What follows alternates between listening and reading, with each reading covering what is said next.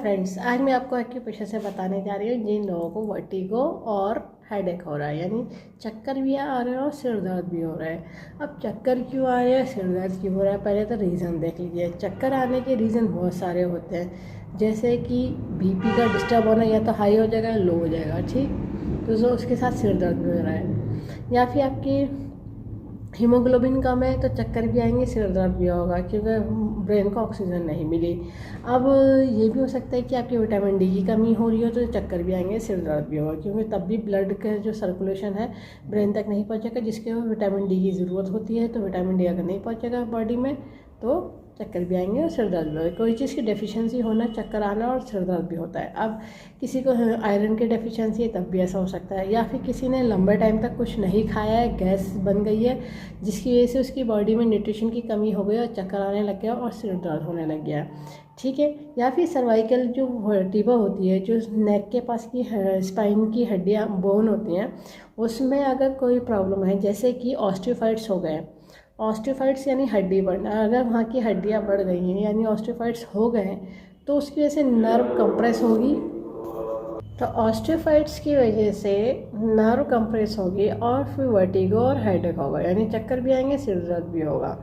अब पता चला आपके ऑस्टियोफाइट्स ज़रूरत से ज़्यादा है, जिसकी वजह से नर्व जो ब्रेन को सप्लाई करती है ब्लड, वो नहीं पहुंच पा रहा है, तो आपको वर्टिगो होगा ही होगा, ठीक है। और अगर आपके दो सर्वाइकल के एरिया में के साथ साथ शोल्डर में भी प्रॉब्लम आ रही है तो हो सकता है फ्रोजन शोल्डर अगर हो रहा है तो तब भी आपको वर्टिगो और हेडेक हो सकता है, ठीक है। अब पता चला किसी को एमसी का स्टार्टिंग के टाइम में, एमसी जिस टाइम स्टार्ट हो रही होती है लेडीज़ में पीरियड्स के टाइम में, तो उस टाइम में लोगों को वर्टिगो और हेडेक होता ही होता है, क्योंकि कुछ लोगों की हीमोग्लोबिन कम होता है तो उसमें अगर जो ब्लड रिलीज़ हो रहा होता है तो उसकी वजह से बॉडी में डेफिशिएंसी होने की वजह से आपको वर्टिगो और फिर हेडेक होने लगता है, ठीक है। या फिर किसी तरह की आपने कोई टेंशन ले ली है, कोई वजह होगी जिसकी वजह से आपको वर्टिगो भी और हेडेक भी हो रहा है, ठीक है। क्यों कुछ लोगों को जैसे किसी तरह की कोई प्रॉब्लम सुनते हैं, कुछ लोगों को उससे चक्कर आने लगते हैं और सिर दर्द होने लगता है, तो ये भी एक रीज़न होता है। ज़रूरत से ज़्यादा रात में जाग करके पूरी पूरी रात जाग करके लोग एग्ज़ाम का पढ़ रहे होते हैं और सुबह में उनको चक्कर आ रहे होते हैं और सिर दर्द हो रहा होता है, यानी हेडेक और वर्टिगो हो रहा होता है। या फिर आपने बहुत लंबे टाइम तक पानी नहीं पिया है तो उसकी वजह से भी आपको हेडेक होगा, वर्टिगो होगा, ठीक है। या फिर आपके डायबिटीज़ बढ़ी, शुगर बढ़ी है तब भी वर्टिगो हो सकता है, या कम है तब भी वर्टिगो हो सकता है, हेडेक भी हो सकता है। या फिर थायराइड रिलेटेड प्रॉब्लम है, अगर वो भी हाई हो रखा है तो या लो हो रखा है तो दोनों के केस में वर्टिगो और हेडेक हो सकता है, ठीक है। ये सब रीज़न हो गया। अब रीज़न कौन से है तो उसके सबसे पॉइंट अलग से ऐड ऑन करे जाएंगे। अभी आपको जो हेडेक हो रहा है और वर्टिगो हो रहा है, चक्कर आ रहे हैं और सिर दर्द हो रहा है, उसको रिलैक्स देने के मैं पॉइंट बताने जा रही हूँ। जिसको लगाने के लिए ज़रूरत होगी डॉक्टर टेप की, पेपर टेप की, किसी मेडिकल सर्जिकल की शॉप से ले लीजिएगा। 1/2 इंच का टेप है, स्किन फैलर टेप है, कोई वैसा टेप नहीं यूज़ करेगा, इस बात का ध्यान रखेगा। जिन्होंने कोर्स करा उन्हें पता है एक्यूप्रेशर में यूज़ होती है बियॉन्ड मैग्नेट, जो एक तरफ वाइट होती है एक तरफ येलो होती है, टोन सीरोड का काम करती है, प्लस माइनस एनर्जी होती है, नॉर्थ पोल साउथ पोल। ये beyond magnet human body acupressure point को स्टिमुलेट करने के लिए, बैलेंस करने के लिए बनाई गई है। इसमें पावर उतनी दी गई जो ह्यूमन बॉडी के एक्यूप्रेशर पॉइंट को स्टिमुलेट कर सके, बैलेंस कर सके। पॉइंट जो मैं बताने जा रही हूँ वो टीसीएम का बताने जा रही हूँ, जिन्होंने टीसीएम पढ़ी वो लोग समझ जाएंगे। बाकी लोग लोकेशन देख करके पॉइंट लगा लीजिएगा। टीसीएम के पॉइंट पे आपको बियॉन्ड मैग्नेट लगानी है।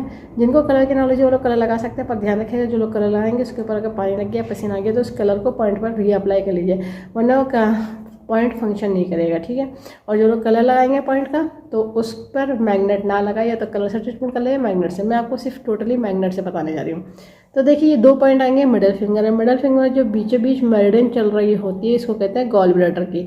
तो अपर जॉइंट से मिडिल जॉइंट से दोनों अगर इस रेफरेंस को पीछे वाले को हाफ करेंगे तो ये पॉइंट आ जाता है गॉल ब्लैडर का 37, ठीक है।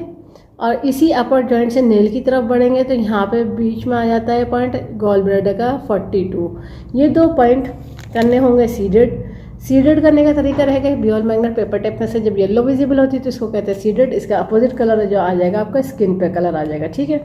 स्किन को टच होना है। अब ये आपको बीचों बीच मैग्नेट लगा देनी है, दोनों फिंगर में लगाइएगा। 4 मैग्नेट लग जाएंगी, सिंगल मैग्नेट दोनों हाथों में, 4 हो गए टोटल।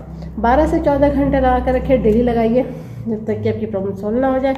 और अगर आपका ऑस्टियोफाइट्स है तो ऑस्टियोफाइट्स कितने ज़्यादा है या कम है उसके अकॉर्डिंग डिपेंड करता है कि ट्रीटमेंट कितना लंबा चलेगा, क्योंकि जब तक ऑस्टियोफाइट्स नहीं ख़त्म होंगे तब तक आपकी चक्कर आने की प्रॉब्लम नहीं ख़त्म होगी। ठीक है, इस वीडियो को ज़्यादा से ज़्यादा शेयर करिए, सब्सक्राइब करिए, लाइक करिए, ताकि लोगों को पता चल जाए कि पेशेंट से सभी तरह की डिजीज़ को ट्रीट कर देता है, क्यों कर देता है, कंट्रोल कर देता है, रूट कॉज को ठीक कर देते हैं, फिर जो दवा का भी प्रॉब्लम नहीं आती। बस लाइफ स्टाइल को ठीक रखना था। बेल आइकन प्रेस करना ना भूलिएगा। जब भी मैं नया वीडियो अपलोड करूँगी तो आप तक को लेटेस्ट नोटिफिकेशन मिल जाएगा। लाइक करना ना भूलिएगा। इस वीडियो को एंड तक देखने के लिए thank you very much. See you next time.